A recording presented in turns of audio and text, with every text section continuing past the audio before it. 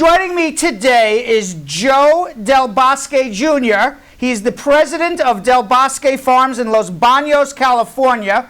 Now, Farmer Joe, he grows organic cantaloupe, honeydew, almonds, asparagus, cherries. He's got a 2,000-acre family-owned farm on the Great West Side of the San Joaquin Valley. He is with us today not to discuss organic produce, but to discuss the crackdown on undocumented immigrants and how it's affecting the American farming industry.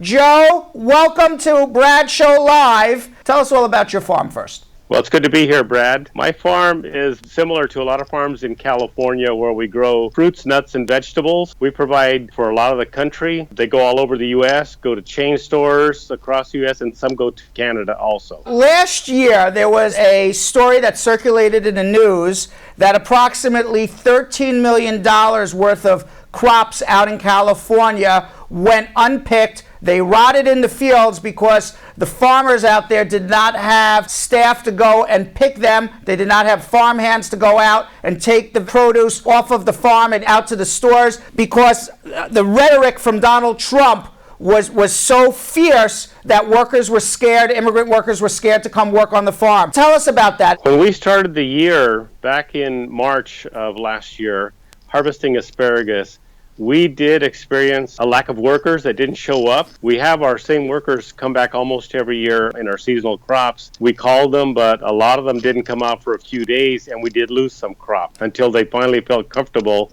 coming out to the field. But we had to kind of soothe their fears about being out there in the open. Were you able to harvest everything? We finally did, yeah. Well, we were nip and tuck with our labor supply. We were just barely had enough people to get through. But we lost a little bit of our earliest crop. Last year, you had expressed some fears that Donald Trump and his immigration policies, they were going to hurt farmers. Has that come to fruition? Well, our labor shortages have been going on for a while, and they certainly aren't getting any better. If anything, they're probably gradually getting worse. We're not getting new workers coming into our workplace. And our local native-born people don't want to come and work in the fields, so we're largely dependent upon people from somewhere else. So how much of a percentage of the people who work in your farm are not Americans? 98%. 98% of the people who are picking, and this is not just your farm. You're not out of the ordinary. Would you say that that's a typical farm, or do you have more immigrants than most? I probably have more than most, and I think farmers that do fresh fruits and vegetables that have to be picked by hand, those have a very high percentage of non-Americans. Right. Those that have mechanically harvested crops may have fewer, but still have immigrants. So there's a problem getting immigrants to come and literally pick the produce in the fields. What's contributing to all of this, in your opinion? Well, a couple of things. You know, we did have a lot of deportations in the last 10 years, first of all. And then we had a lot of tightening on the border, kind of discouraging people from coming across. That and our workforce is aging, and there's not a lot of young people coming in to replace them. Also, our farm workers' children do not want to work in the fields. They have the benefit of their parents supporting them and sending them off to college, and that's great. We love that. But they're not going to come back and take their parents' place. There's a lot of people unemployed in America right now. Why can't the argument would be that you would see from many people who favor very strict immigration go hire an American? They just won't come out. We make our work available to anybody that will show up. All they have to do is show up here, and we'll give them work, but they don't come out. We actually go into town and try to recruit people. And sometimes we get a few, and out of 300 people, we may get, 5 or 10 people that way. Your labor shortage has been like this. You've been touch and go for a while now. Even under Obama, it was difficult. Is there a big change between Obama and Trump? What do you see as the big differences? Well, I think the labor supply has shrunk over the last 10 years, including during Obama. It's getting even tighter now. So any little thing like fear all of a sudden will impact that smaller labor supply, and people will either stay home or they'll go somewhere else. Fear does not help us. Do you see a difference though between the way that Obama was policing immigration versus how Trump is? There seems to be more fear now, although there seem to be a lot or as many deportations under Obama, but maybe less fear. Do you see anything specific locally amongst your business associates who also may own farms? Well, under Obama, there were a lot of deportations, but he did them very quietly, and there was not a lot of rhetoric from his part. He very seldom spoke about it. But Trump does speak about it, and his campaign, a lot of it was based on that, and so he struck fear into the hearts of these folks. And so that is the difference. We've been short of people since Obama and into this day, but folks are more cognizant of the government trying to crack down on them. So now there is something called an H-2A program, which is seasonal agricultural workers. And some would say, well, there's a legal way to go find immigrants. Go do the H-2A program. Why don't you do that? It's not very easy. First of all, you have to be able to transport them. You have to house them. You have to make sure they're fed. You have to guarantee them 75% of their wages, whether they work or not. It's a very cumbersome program, and not very many farmers have housing and transportation for their workers. So the smaller farmers really can't do it. It would only be the big farms who could actually do it. That's exactly and right. from an immigration standpoint, you got to be able to prove you're not taking a job away from an American worker. You got to go through the Labor Department, then you got to go through the Immigration Service, and then there's a quota on the number of people that you could actually even bring in. You may not even be able to bring in as many as you want. It is a huge, cumbersome process, an expensive process. It's time-consuming, it's expensive, and it takes a long time to get your workers in, and sometimes even the workers don't get there in time to harvest the crops, because the immigration process doesn't work the same way as Mother Nature. No, that's correct. And I saw that happen last year with a friend of mine who picks tomatoes. She's a labor contractor, and she started working on H-2A months before the tomatoes became ripened, and it was time to pick, and those folks were still not here. Right. And she didn't know what to do.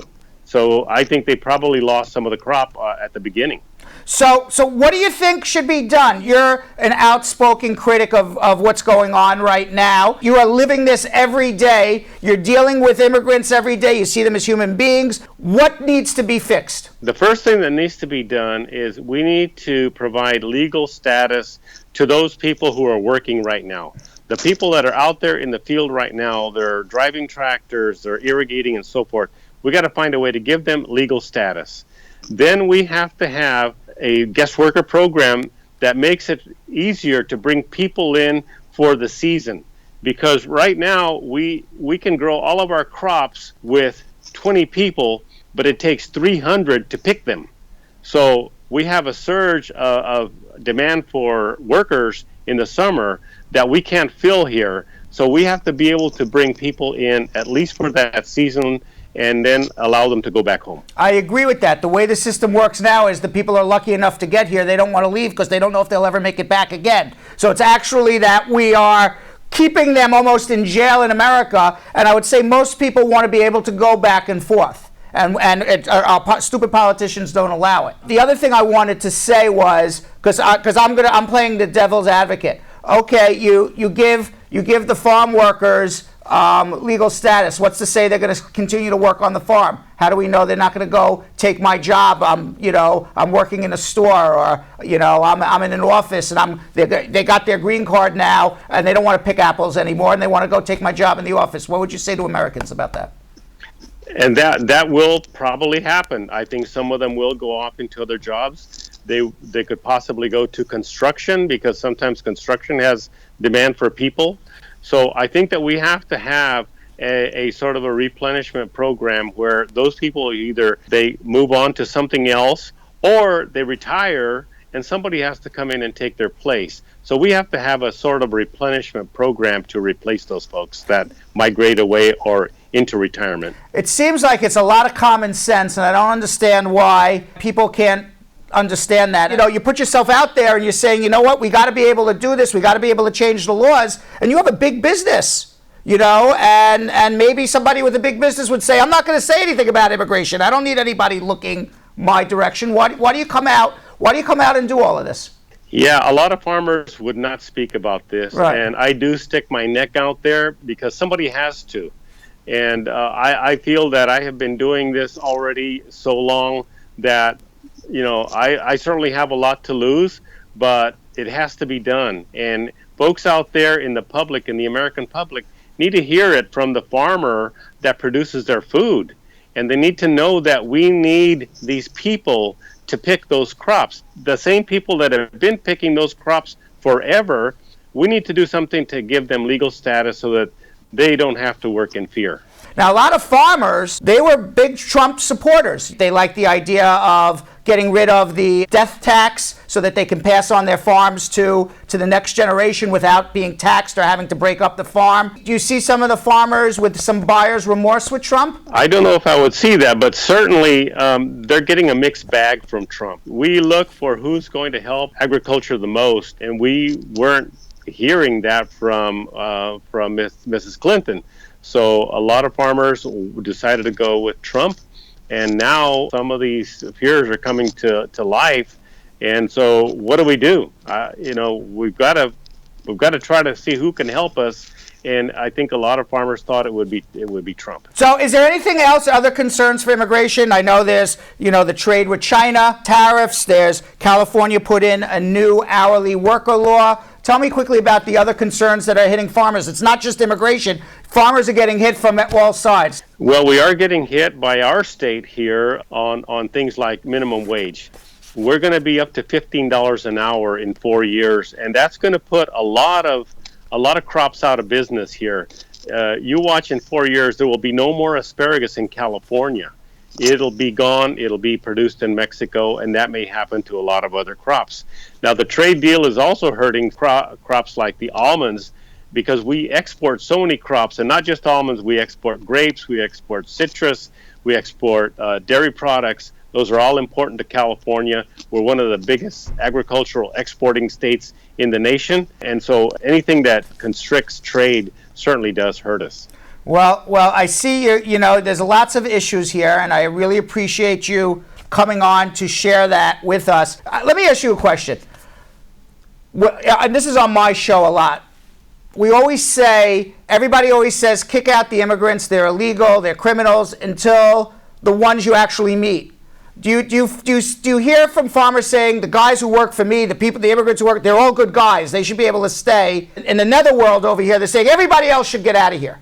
Do you get to see that also with some of your colleagues, farmers, that they like their employees, but everyone else should get kicked out? Well, I think that most farmers really appreciate their workers. They're hardworking people. They're they're members of our communities. They have kids. They're just like us. They have families. They have needs and so forth. And they're very productive people. Now, obviously, there's some criminal elements, just like in any society. And I think any farmer and even any legitimate farm worker would say, get rid of those people. Our workers don't want these criminals here. They just as well get them kicked out. So the hardworking people, the people who have been part of our communities, we have to do something about incorporating them into our communities. I agree wholeheartedly. Very well said. Farmer Joe Del Bosque Jr., I really appreciate your time. Thank you very much for coming on the show. We have Sam the Groundhog here. He wanted to come on and, talk to you a little bit, but I said, no, I don't think farmers and groundhogs get along very well. How are the groundhogs treating you out there in California? Well, we'd like the groundhog to come out and see his shadow more often in California, because we're always short of rain here. And, speaking about concerns of farmers, water is, if not number one, it's number two between water and immigration. So we would invite your groundhog to come out here and see his shadow and go back under. All right. But do it early, like in January. I think he's going to want to take a trip. Thanks for coming on. I appreciate it. Thank you.